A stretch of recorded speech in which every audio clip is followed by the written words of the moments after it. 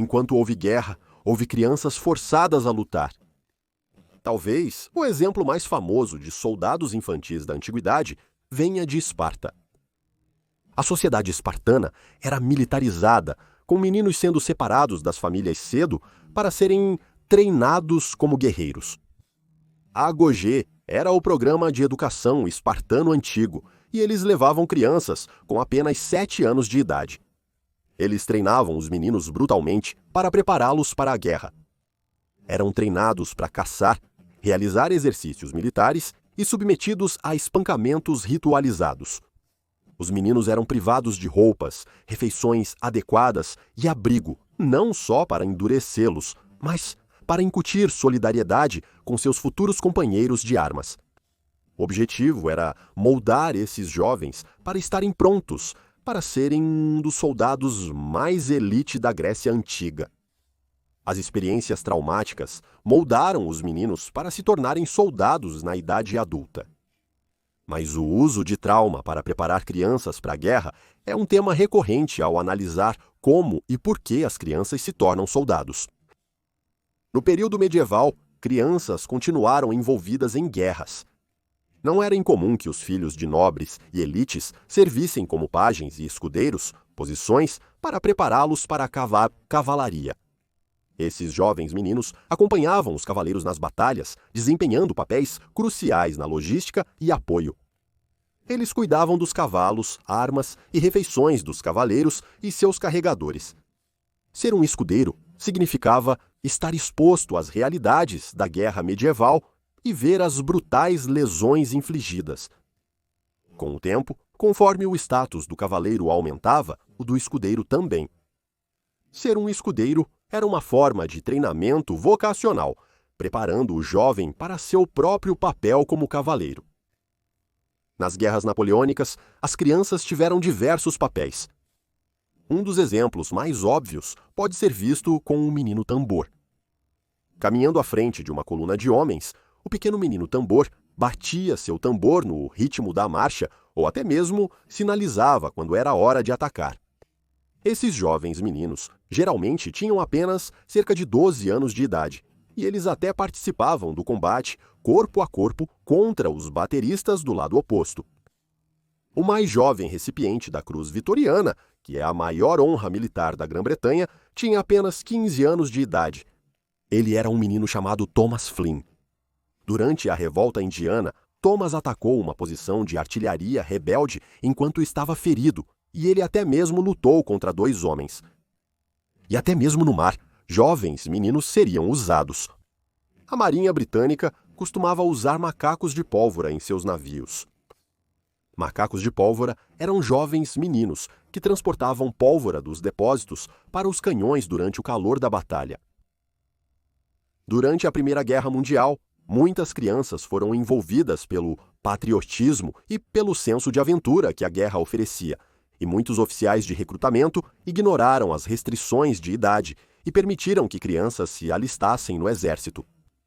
A restrição de idade para o exército, nesse período, era de 19 anos, mas somente na Grã-Bretanha, durante os 2 primeiros anos de guerra, estima-se que cerca de 250.000 de soldados mais jovens do que a idade exigida se alistaram para lutar. Mas as realidades e horrores da guerra de trincheiras logo quebraram muitas dessas crianças. Não era incomum que tais crianças fossem enviadas de volta para a Grã-Bretanha, mas muitas permaneceram, incluindo Valentin Strudwick. Ele se alistou em 1915, quando tinha apenas 14 anos. Ele se juntou ao 8º Batalhão da Brigada de Fuzileiros como um fuzileiro. Valentin viu em primeira mão a completa miséria da guerra, vendo 2 de seus próprios amigos morrerem ao seu lado, antes de ele mesmo ser vítima de um ataque a gás. Valentin foi enviado para um hospital e ele conseguiu se recuperar, mas depois que se recuperou, foi enviado de volta para a linha de frente. No dia 14 de janeiro de 1916, poucas semanas antes de completar 16 anos, Valentin foi morto em Flanders Field por um ataque aéreo de artilharia. O relatório de sua morte foi publicado em um jornal local, e isso destaca a atitude em relação aos soldados infantis na época, que mesmo se soldados infantis se juntassem, todos os homens também deveriam se juntar. O jornal também escreveu o seguinte: sua mãe, naturalmente, gostaria de mantê-lo fora do exército por pelo menos 1 ou 2 anos, mas o jovem Valentin Strudwick não aceitaria isso. Ele é um excelente exemplo para aqueles de anos mais maduros que ainda não se juntaram.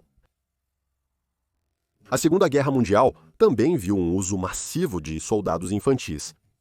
O papel do movimento juvenil do Partido Nazista incutiu um senso de dever militarista nas crianças. A juventude hitlerista treinava jovens meninos nas artes da guerra e os envolvia em todos os tipos de exercícios militares. Eles aprendiam a lançar granadas e matar com baioneta. O resultado foi milhões de jovens da juventude hitlerista prontos para se alistar no exército. Desde o começo da Segunda Guerra, os meninos da juventude hitlerista operavam artilharia antiaérea e ajudavam a combater incêndios após os bombardeios aliados. Mas à medida que a guerra avançava e os nazistas eram recuados, os meninos da juventude hitlerista assumiam um papel mais ativo na guerra. Durante a invasão aliada da Normandia, a 12ª Divisão Panzer SS, Hitlerjugend tentou conter o avanço canadense. Nos últimos meses da Segunda Guerra Mundial, a situação era sombria para a Alemanha nazista e eles tiveram que recrutar qualquer um para lutar. O Volksstern foi criado e era uma milícia formada por meninos e homens velhos. Este grupo deveria atuar como a última linha de defesa para o regime nazista. Meninos com apenas 12 anos foram forçados a pegarem armas e lutar contra o imenso exército vermelho soviético. E muito frequentemente, esses meninos tinham apenas algumas horas de treinamento em como operar armas antitanque. No entanto, a União Soviética também usou soldados infantis em larga escala. Com a invasão nazista da União Soviética, o país foi mergulhado em uma guerra total. As crianças frequentemente lutavam como combatentes partidários, vivendo no campo e lutando uma guerra de guerrilha contra os invasores nazistas. Muitas dessas crianças soviéticas, órfãs de suas famílias, encontraram um novo lar nessas milícias. O Exército Vermelho também tinha em suas fileiras soldados infantis, muitos atraídos para se juntar através da propaganda generalizada, ou foram aceitos acidentalmente devido à desorganização durante o caos da guerra. À medida que os nazistas foram derrotados e expulsos da União Soviética, deixaram um rastro de destruição e genocídio. As crianças sobreviventes à queima de suas aldeias frequentemente se juntaram ao avanço do Exército Vermelho, mas nem todas atuavam como soldados de linha de frente. Em vez disso, trabalhavam como cozinheiros, limpadores e batedores.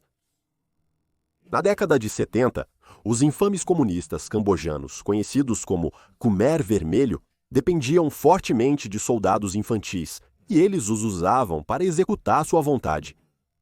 Milhares de crianças recrutadas em sua adolescência foram uma força-chave para o Khmer Vermelho durante a Guerra Civil Cambojana. Eles foram doutrinados para seguir qualquer ordem sem hesitação, levando a um papel dos soldados infantis nas massacres e muitas atrocidades do regime. Não era incomum para as crianças subirem rapidamente nas fileiras do Khmer Vermelho, nem era estranho ver campos de trabalho administrados por crianças mal entradas na adolescência. Os campos administrados por essas crianças eram infames devido à brutalidade extrema e arbitrária infligida aos internos, frequentemente agindo de maneira muito mais violenta que os próprios adultos. Por fim, o governo do Khmer Vermelho caiu. No entanto, mesmo após serem depostos, os remanescentes fugiram para as selvas e continuaram a usar crianças soldados em sua guerra de guerrilha contra o novo governo, e muito frequentemente eles complementavam suas fileiras através do sequestro de crianças. E, tragicamente, há exemplos perturbadores de crianças soldados em tempos modernos. Durante a guerra Irã-Iraque nos anos 1980, o Irã implantou o Bezej. Este Era um grupo de milícia voluntária que incluía crianças tão jovens quanto 12 até idosos com até 80 anos. O BSEG era usado em ondas humanas, grandes assaltos contra as forças iraquianas empregadas. Mas às vezes, sua missão era limpar campos minados com seus próprios corpos. As crianças eram informadas que se limpassem os campos minados, estariam alcançando o martírio e seu sacrifício permitiria aos soldados profissionais uma melhor chance na batalha. Soldados africanos são frequentemente associados a senhores da guerra africanos por atores estatais e não estatais. O uso de crianças-soldados ganhou atenção durante as brutais guerras civis em lugares como Serra Leoa e Libéria durante os anos 1990 e o início dos anos 2000. Muitas vezes, essas crianças-soldados eram sequestradas e forçadas a se alistarem em um exército. Essas crianças eram então doutrinadas e expostas aos horrores da guerra. Elas eram então forçadas a recrutar mais crianças para se juntarem às fileiras.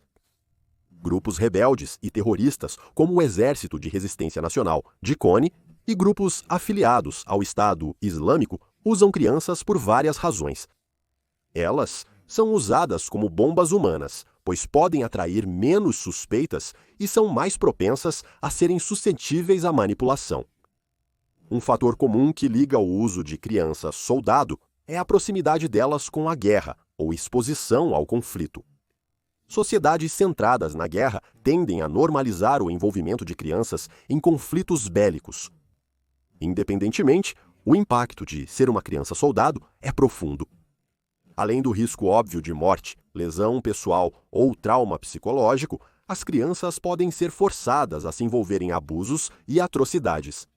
Como seus equivalentes adultos, as crianças-soldados podem ficar com transtorno de estresse pós-traumático enquanto têm suas infâncias roubadas.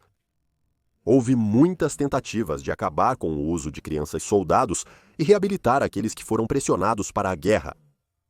Programas que se concentram em educação, treinamento vocacional e apoio à saúde mental tiveram sucesso em permitir que ex-crianças-soldados reconstruíssem suas vidas, mas muitos são tratados com suspeita por seu papel nos combates em nome de um grupo rebelde ou terrorista, tornando a reintegração na comunidade mais difícil. Um aspecto vital da inocência infantil é a noção de que uma criança deve estar livre de motivação ideológica ou envolvimento político. Em um mundo ideal, uma criança não deveria ser exposta aos horrores da guerra, da opressão e do genocídio. Mas sempre que as crianças são expostas a tais horrores, haverá soldados infantis e, por isso, é inevitável que mais crianças sejam pressionadas a prestar esse serviço brutal nos anos vindouros.